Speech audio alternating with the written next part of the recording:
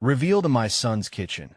Amazing discovery that changed my life forever. Carol's hands trembled as she tossed the last sprinkle of salt into the pot. The diner around her was nearly empty, the usual hum of laughter and chatter replaced by the echo of her heartbeat.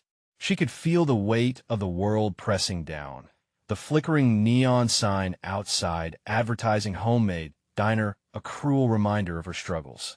Yet there she was with Jake, her son, the one bright light in this dark storm cloud they called life. "Mom, watch this." Jake chuckled, tossing a carrot slice in the air. It landed perfectly in the pan, and for a moment, joy bubbled over the tension that often brewed between their dreams and harsh realities. As they chopped, stirred, and seasoned together, it felt like magic. Suddenly, as they rummaged through a cluttered drawer, an old recipe book caught Carol's eye. Its leather cover was cracked, and the smell of aged paper wafted through the air, mingling with the aroma of sautéing onions. "Look at this," Carol exclaimed, her fingertips tracing the faded letters that spelled out family recipes that told stories of resilience and love.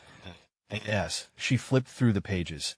A particular recipe caught her breath. It was a childhood favorite of hers, but it spoke of something deeply intertwined with her late husband's struggles, something she had buried beneath the weight of her grief. Memories flooded in, vivid yet painful. He was a soldier, haunted by battles unseen. The words jumped from the page, illuminating the sacrifices he made that were cloaked in misunderstanding. "Mom?" Jake interrupted her thoughts, sensing the shift in the air. "What's wrong?" Swallowing hard, she couldn't shake off the emotions threatening to spill. "Just memories, honey. Memories of your grandpa," she whispered, her voice fragile. "Before we continue, I need to let you know about something important that's happening. YouTube has been making changes to the system, and many people are losing notifications from channels they follow. If you're enjoying the content, hit that bell and mark all notifications so you don't miss the next videos. And if you can drop a like, it really helps me with reach. Seriously, it makes a difference. Oh, let me know in the comments where you're watching from. I'm always curious to know who's on the other side of the screen. Now, let's continue. That moment ignited a flame in Carol, a desire to reignite the community spirit that used to fill her diner. "Let us host a cooking contest, Jake. A way to share our family stories and gather everyone together again," she said, her heart racing with hope and fear all at once. As they prepared, excitement crackled in the air.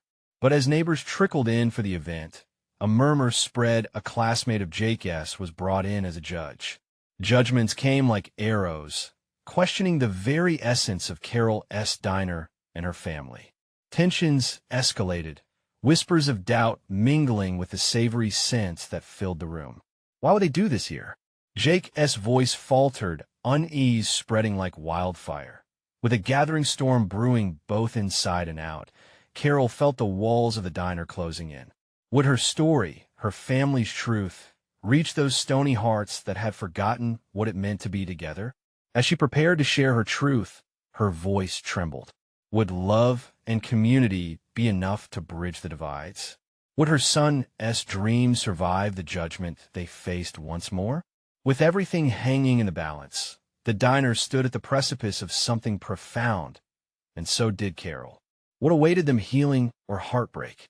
The diner was filled with an air thick with anticipation, the kind that makes you hold your breath without realizing it. Carol stood behind the counter, her heart racing like a wild horse. The clattering of pots and pans mixed with the murmurs of the crowd, a blend of excitement and dread that wrapped around her like a heavy blanket. She glanced at Jake, who was wiping his hands nervously on a dish towel, his face a volatile mix of hope and anxiety. "Mom, are you sure about this?" he asked, hesitating as he scanned the room. Friends and neighbors had gathered, but it was hard to see friendly faces when others were so quick to judge. Carol nodded, her resolve strengthening. "It's not just about cooking, Jake. It's about showing them who we are, what we stand for." As she began to set up the tables for the contest, she caught sight of Mrs. Thompson, a longtime customer known for her cutting words. Carol's heart sank for a moment. But then she reminded herself of the memories. She had uncovered the stories encased in those recipes. Each one was a testament to love, strength, and resilience. "Why don't we kick things off?" Jake suggested, his voice rising with renewed determination. He was right. It was time to start. Carol took a deep breath and stepped forward, clutching the old recipe book tightly, feeling its weight bring a sense of grounding. "Welcome, everyone. Thank you for being here today. We're not just showcasing our cooking. We're sharing our stories, our lives, and our families." A few heads nodded, but others remained indifferent, arms crossed tightly. Carol felt the chill of skepticism wash over her. "Today, I want to share something special with you," she continued, her voice picking up steam. "This recipe has been passed down for generations, through hardships, through love and loss." She opened the book, revealing the time-worn pages. As she read the familiar ingredients, her voice took on a soft, tender tone. "This is my grandfather's famous stew. It was their way of bringing warmth to the family table, especially during tough times. And if they could do it, so can we. Together, we can make something beautiful." Jake beamed at her, finally feeling a flicker of hope in the air. The first contestant stepped up with a colorful dish, pride shining in their eyes. Carol watched as each participant poured their heart into their creations, each dish a unique story waiting to be told. But then, just as the creativity flourished, the mood shifted. A judge, Jake's classmate and someone Carol had always thought was kind, spoke loudly, cutting through the laughter. "Is this really the best you can do, Carol? I thought this was a competition, not a pity party." A hush enveloped the room. Carol's heart sank, but the encouragement she'd drawn from her memories surged through her. "Everyone has a story," Carol countered, her voice steady despite the tremble inside. "And everyone deserves a chance to share it. Isn't that what life is about?" Jake looked at her, wide-eyed. Would the intimidation that came with judgment suffocate their hopes before they could breathe? Slowly, hands began to rise, offering their own stories, a tale shared here, a memory uncovered there. The audience that had once underestimated them began to lean in, captivated. The realization washed over Carol. They might be facing judgment, but they were also fighting to reclaim a sense of belonging. Together, they might yet weave a tapestry of their lives that could shatter those walls. As the contest moved forward, Carol felt the warmth of connection blossom in the room. Hope ignited in places long shadowed by doubt. And there, among laughter and tears, light began to pierce through. But just as she allowed herself to believe in this moment of transformation, a figure emerged from the back, standing silently. Who were they? Were they there to judge or to heal? The air thickened as Carol prepared for whatever was coming next, her heart pounding like a drum.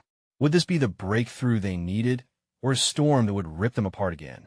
With the stakes rising, questions pulsed in her mind.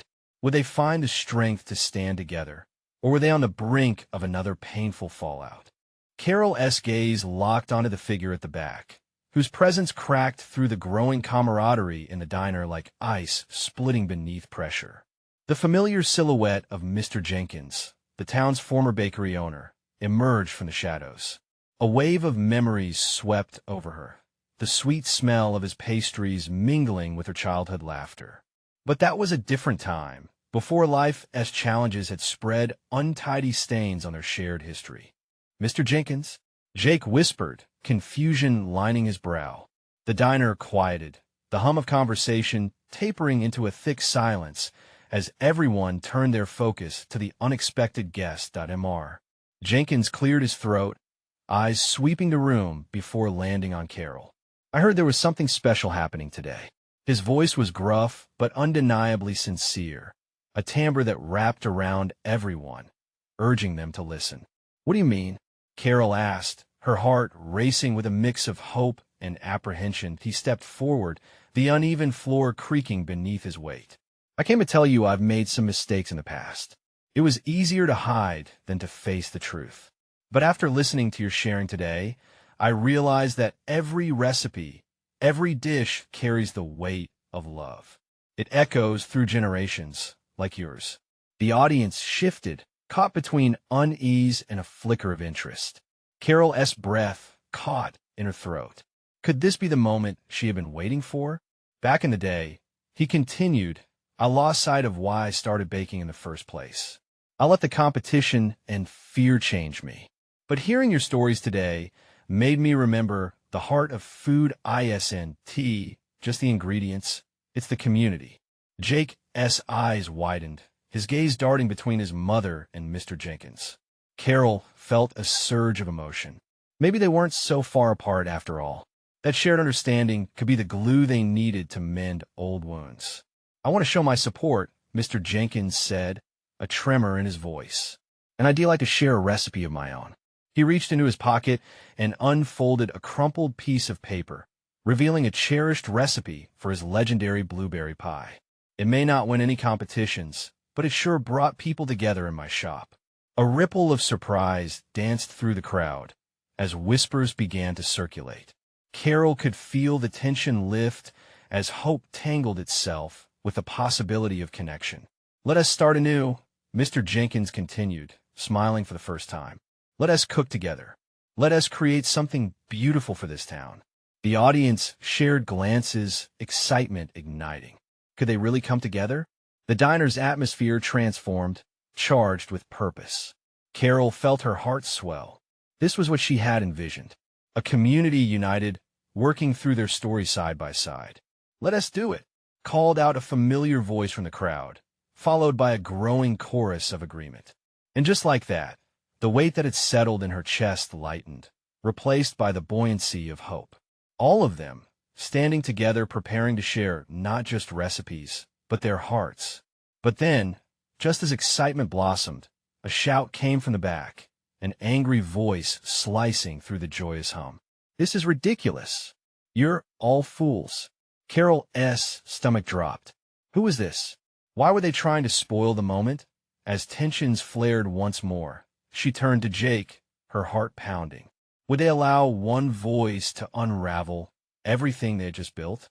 With everything at stake, Carol felt the weight of the moment settle on her shoulders.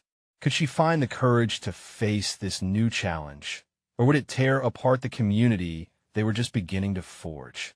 The diner's atmosphere shifted again, the energy crackling as Carol turned her gaze towards the angry figure.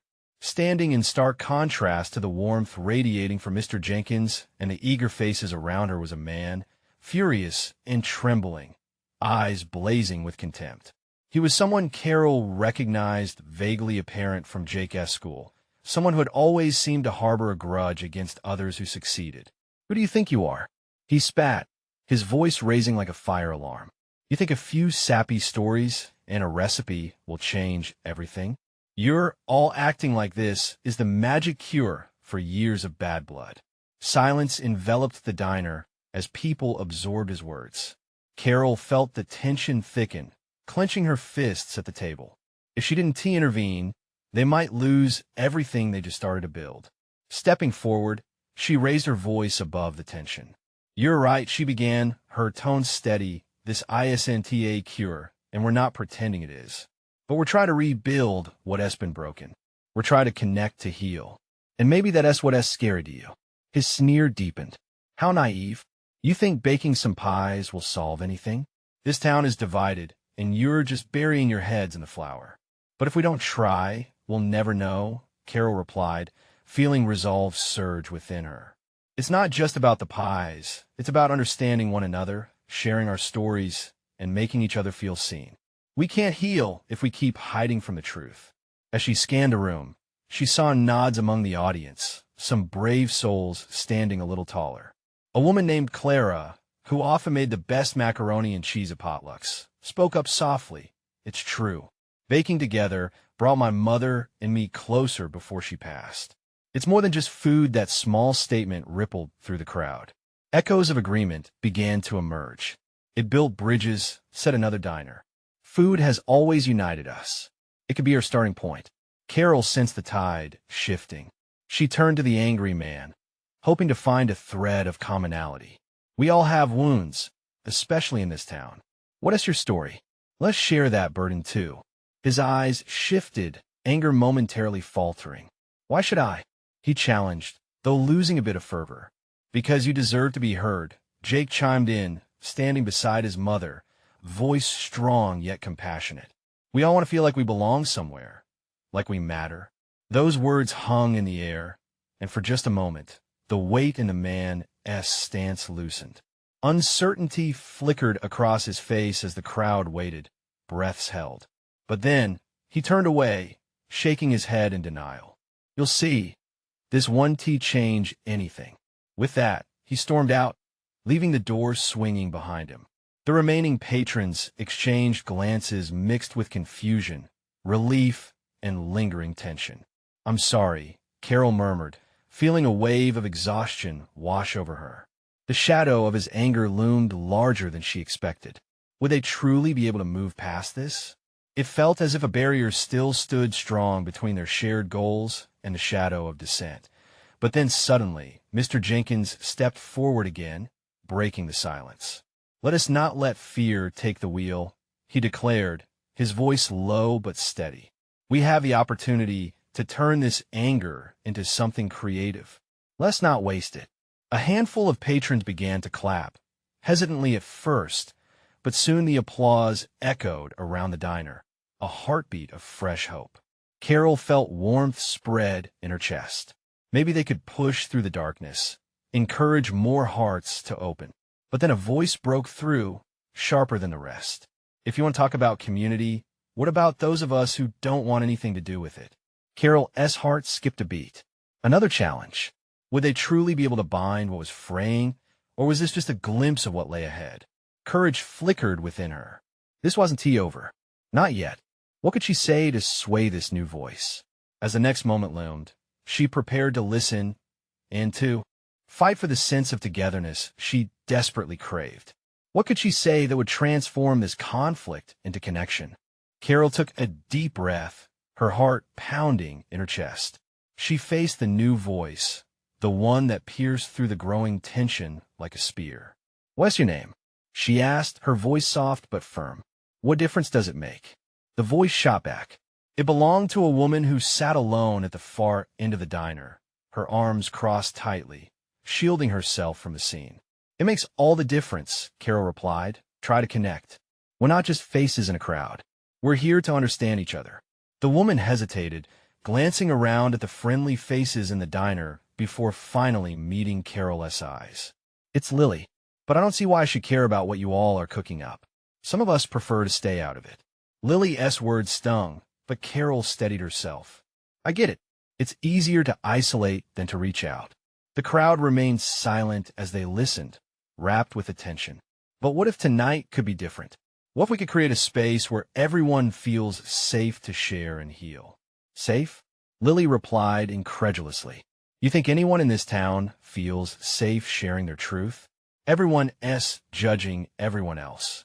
Not if we create a culture of acceptance." Jake piped up again, his youthful confidence bright. "This place doesn't have to be about judging. It can be about listening, about learning from one another. We just have to start." Lily scoffed, but didn't turn away. The crowd began to murmur. Carol could feel the shift. Voices were rising, hope bubbling up like the aroma of freshly baked bread. "Maybe we could try baking together," Clara suggested again, her eyes alight with eagerness. "It worked for my family, even when things were tough." "Baking?" Lily's voice dripped with skepticism. "You really think slapping some dough together will fix years of hurt?" "It might not fix everything," Clara replied gently, "but it could be a first step. Together, we might find common ground." Carol watched Lily's guarded expression, trying to decipher if it merely masked a yearning for connection. "What if you shared your favorite recipe with us, Lily? Maybe we could break through those walls one ingredient at a time." Lily shifted in her seat, contemplating the offer. "Like I said, I don't want anything to do with it." "Then what do you want?" Carol pressed, sensing the struggle beneath the tough exterior. "We can't be afraid to call out our realities. Sharing what hurts could be just as important as sharing what brings us joy." The room held its collective breath, the air thick with anticipation. Would Lily allow herself to be vulnerable, or would she retreat into her shell once more? "I want to be understood," Lily finally admitted, her voice barely above a whisper. Time and again, I've felt invisible, like my pain doesn't matter. Carol nodded, feeling the ache of that truth resonate. Then let us change that. We're all carrying something heavy, and it's time we lighten each other's loads. A ripple of agreement washed over the crowd. It felt like the first time they were lighting candles in the dim diner's corners, illuminating darkness with shared understanding. But before Carol could bask in the warmth of the moment, the diner door slammed open. A new figure entered, eyes scanning the room, a deep frown etched on his face. "What's going on here?" he barked, completely unaware of the fragile connections being built. A wave of anxiety swept through Carol as she wondered if everything they had just begun to nurture was about to be snatched away. Could they stand firm against this new threat? Or would they let this interruption undermine the progress they fought so hard to achieve? The man's presence felt like a sudden chill in the warm atmosphere of the diner. Carol's heart raced as she caught the sidelong glances from the crowd. They had dared to reach out, but now this new arrival loomed like a storm cloud, threatening to pour over their fragile moment. "Just a little conversation, Barry," Jake finally said, breaking the tension like a twig underfoot. His youthful cheerfulness seemed to shine all the brighter in contrast to Barry's dark demeanor. Barry stepped closer, his eyes narrowing in disbelief. "You think this is the time for sharing feelings? It's just a diner, not a therapy session." Lily shifted uncomfortably in her seat, her walls inching higher, while Carol felt a crack leaping between her resolve and the overwhelming sense of invasion. "Barry, please."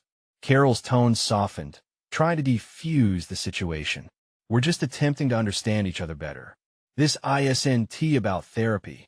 It's about connection." "Connection?" he scoffed, crossing his arms. "Times have changed.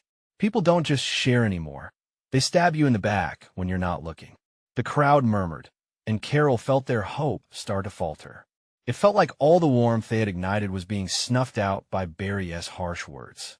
"Look," Clara said, her enthusiasm bold even in the face of Barry's resistance. "What if we gave each other a chance? What if we actually tried to listen instead of judging?" Barry's frown deepened, but Carol could sense a flicker of something behind his hardened expression, uncertainty, perhaps. Something human. "Fine. What is the proposal?" he said, his voice more curiosity than anger now. "We were thinking of a cooking session," Carol replied, stepping forward, feeling the weight of everyone's eyes. "We can each share our recipes and, along the way, share a little of ourselves too. We might find that our pains are more alike than not. Imagine what we could learn." Barry snorted, but didn't flat out reject it. "And what makes you think anyone would want to gather around some flour and eggs?" Because Carol said, finding her footing, cooking is more than just food. It's about heritage, memories, and sometimes sharing our grief or joy through what we create. Maybe it's time we all learn to bake together, for real. A few heads in the crowd nodded enthusiastically, Clara wide-eyed with excitement and confidence. "I still remember the first pie my grandma taught me to make. It was messy, but it felt like love." Barry couldn't help but look around, his defenses slowly lowering as the warmth of the conversation tugged at whatever loneliness he might hold. "Maybe," he muttered, almost reluctantly, "I can share my mother's chili recipe." There was a collective gasp of surprise mixed with excitement. As the tension began to dissolve, Carol took a careful step forward. With her heart pounding, she reached out for a second chance. "And what about you, Lily? Perhaps you could share a recipe too?" Lily's eyes darted from Barry to Carol, vulnerability and hesitation warring within. "I guess I could share my grandma's banana bread. But it's not special. It's just something I've always made." "It's more than you know," Carol encouraged, feeling that glint of warmth return among the faces in the diner. The crowd started to erupt with enthusiasm, voices overlapping as people shared snippets of family recipes, heartfelt stories clashing with laughter. Barry watched, perhaps surprised at how rapidly the atmosphere shifted. At that moment, as the chatter filled the air, Carol felt hope swell anew. But just as the first steps to understanding felt attainable, Barry's phone buzzed loudly, cutting through the chatter. He pulled it out, a dark cloud returning to his brow. I have to take this as expression shifted from curious to tense. It's about my son. The diner hushed immediately, all eyes now on Barry, whose world appeared ready to crack beneath that one heavy word. What's wrong? Carol found herself asking, her heart racing. The glimmer of hope from just moments ago dimmed as concern washed over her.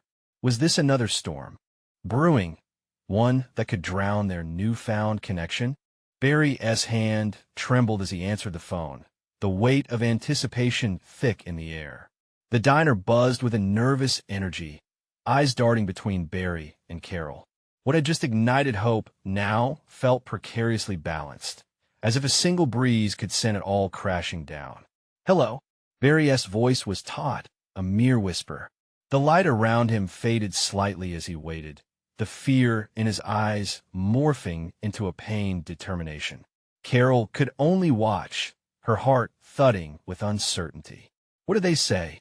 Jake, sitting wide-eyed across from Carol, couldn't contain his curiosity.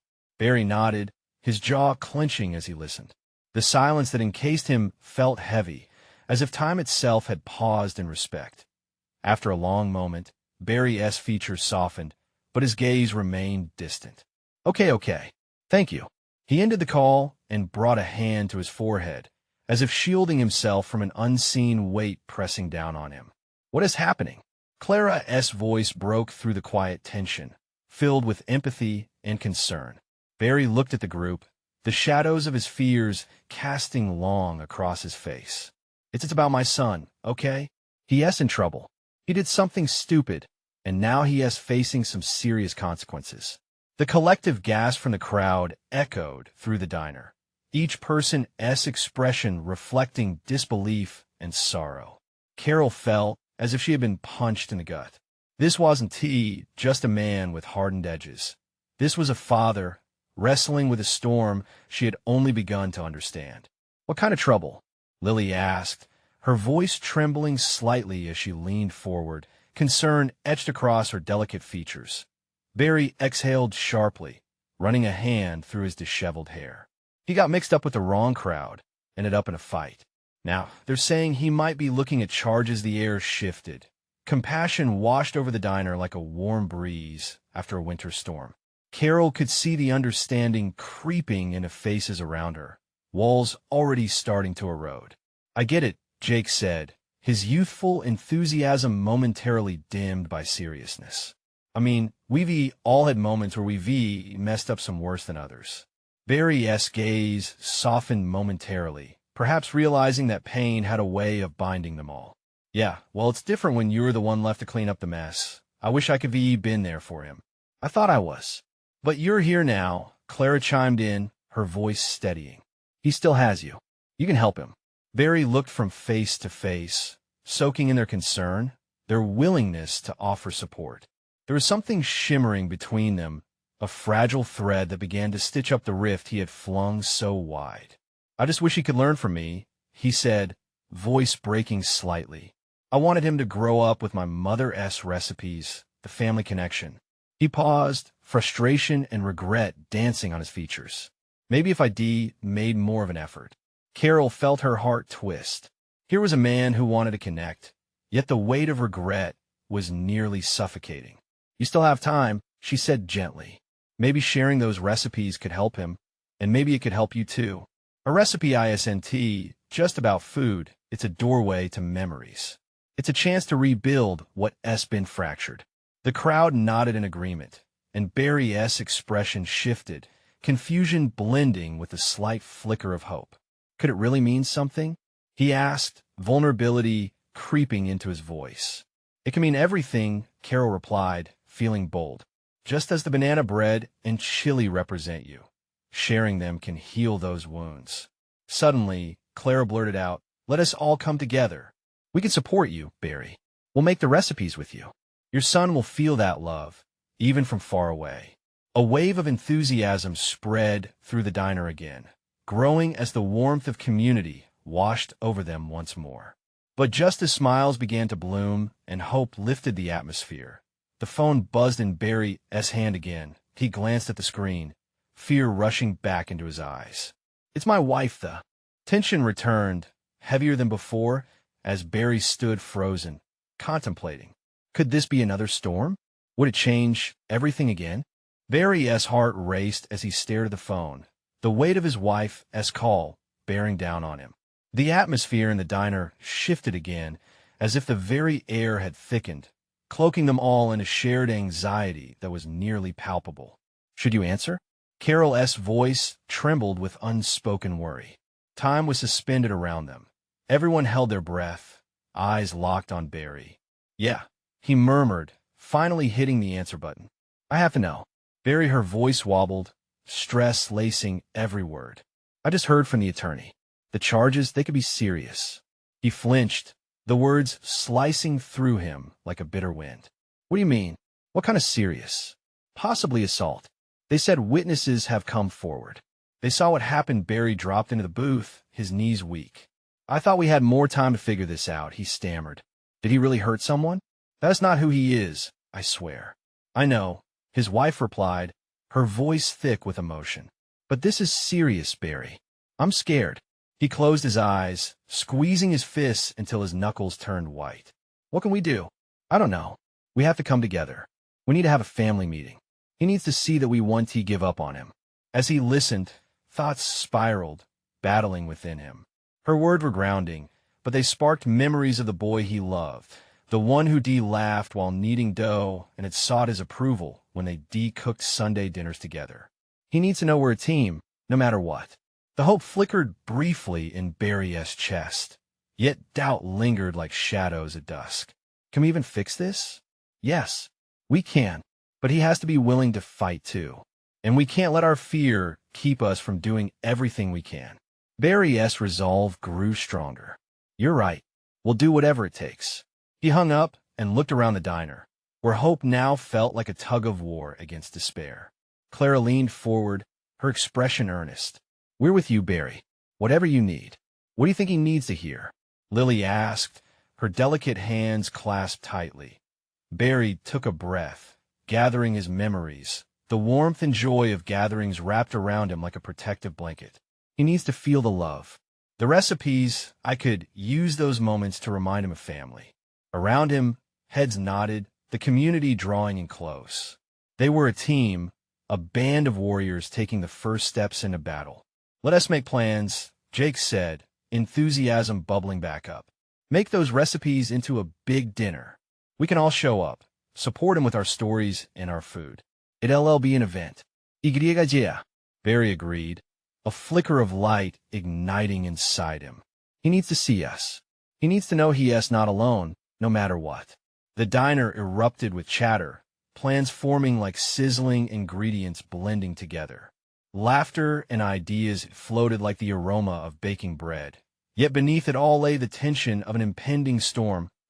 As they organized effort after effort, Barry felt a dull throb of panic creeping back in.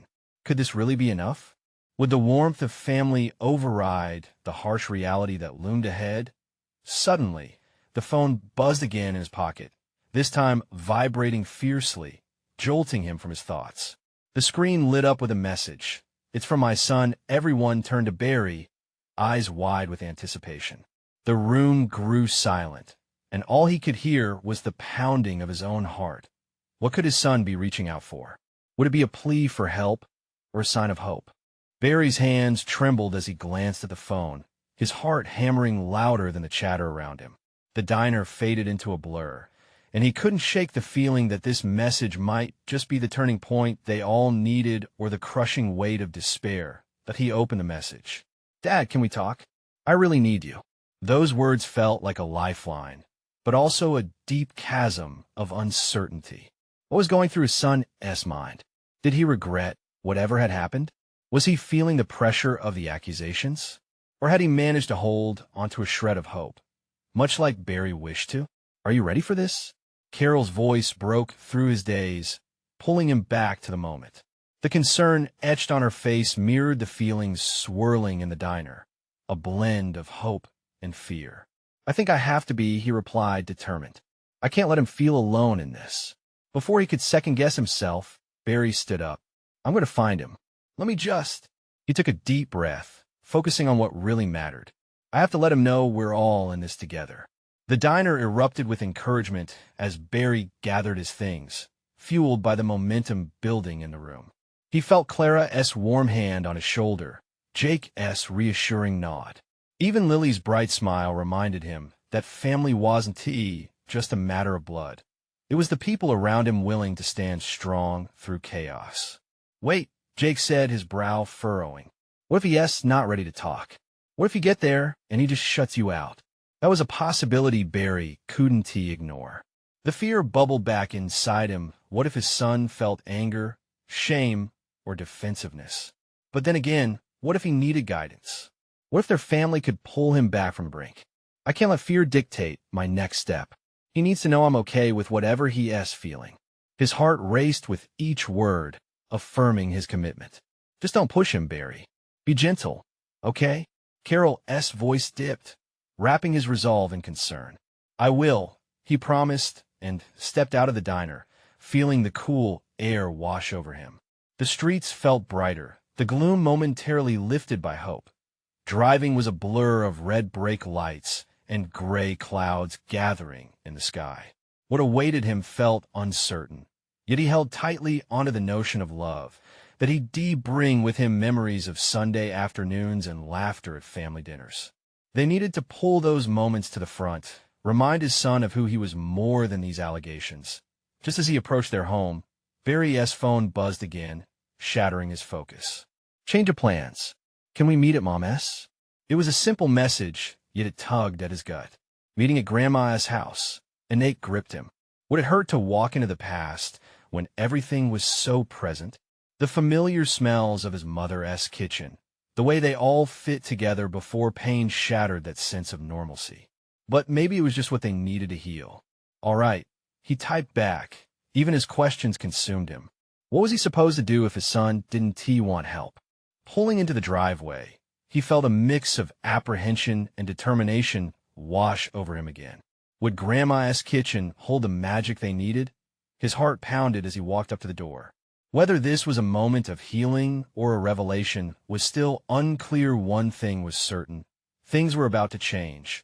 But as he knocked, a shadow passed over his heart. What awaited him on the other side? The answers loomed larger than life. What would he discover in that familiar space? Would it be solace or the beginning of a new storm?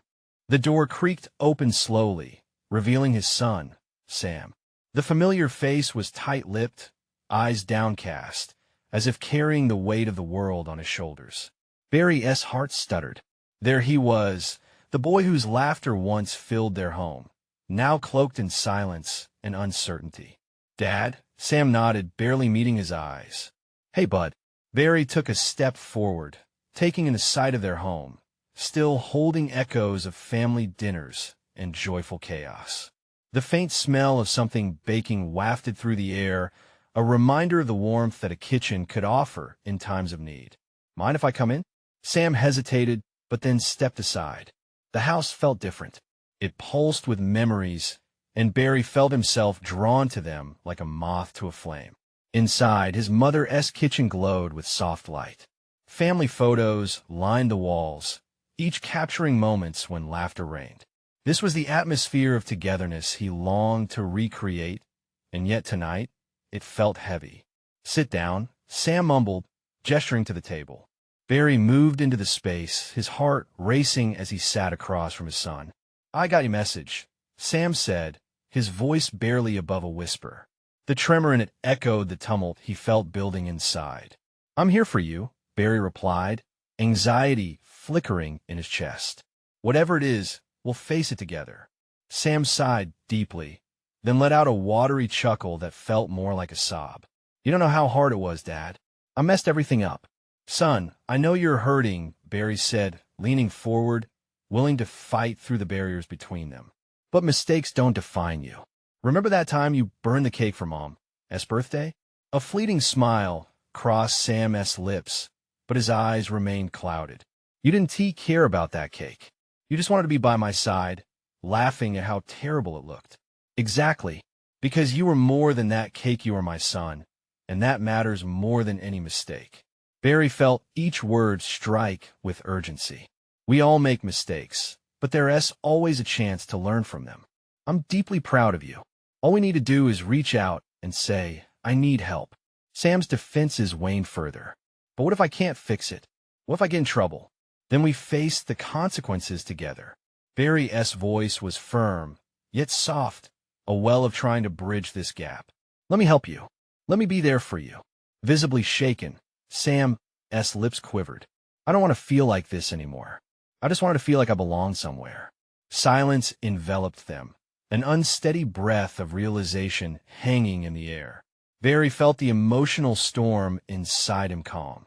Hope sparked brightly between them. You belong right here with our family. All of us. You're not alone in this fight. The tension broke like glass as Sam looked up, meeting Barry's gaze. What if we try to make Grandma's chicken noodle soup? I remember that always made me feel better. Barry's heart soared at the relief painting his son's face. A perfect idea. We'll make it together, just like old times. And we'll share stories while we cook. With a renewed glimmer of motivation, Sam's fingers reached for ingredients, just as Barry began to gather the tools. Together, they worked seamlessly, a rhythm of chopping, stirring, and laughter sprouting like fresh herbs. Each movement invited back old memories, restoring the bond that had begun to fade. Across town, as Barry and Sam began to simmer hope and soup, the diner was thriving under the flickering lights of newfound community. Carol, Jake, Clara, and Lily had returned to their cooking contest, overflowing with creativity, laughter, and stories shared at MR. Jenkins expertly guided the gathering, offering tips and encouragement as participants broke bread with one another over shared recipes and experiences. The air was thick with a sense of understanding and unity, blossoming even in the midst of the challenges that had surfaced. Together, right? Carol called out, her voice brimming with newfound confidence. Together, echoed the group, a wave of solidarity washing through the diner. Amidst all of this, a text pinged on Carol's phone. It was Barry. Sam and I are making Grandma's soup. We'll be more than okay. Thank you. Tears of joy rolled down Carol's cheeks, the weight of unyielding determination filling the room once more. It was a beautiful reminder that through hardship, a family's love could spark healing, might ignite hope, and ultimately unite a community. And just like the soup simmering on the stove, each recipe they shared added layers of warmth and connection, reminding them that real love is about standing together, facing storms, and celebrating the good days, too. As laughter echoed and stories unfolded, this would not be the end. Their journey fueled by hope had just begun. You need to subscribe now to witness more transformative stories. This is the moment to show your support. Leave a like now to feed the algorithm. Comment below with your thoughts and feelings about this inspiring ending. And don't wait not even one more second to share this video with at least 5 friends who need to see this transformation. Together, we can build a better community,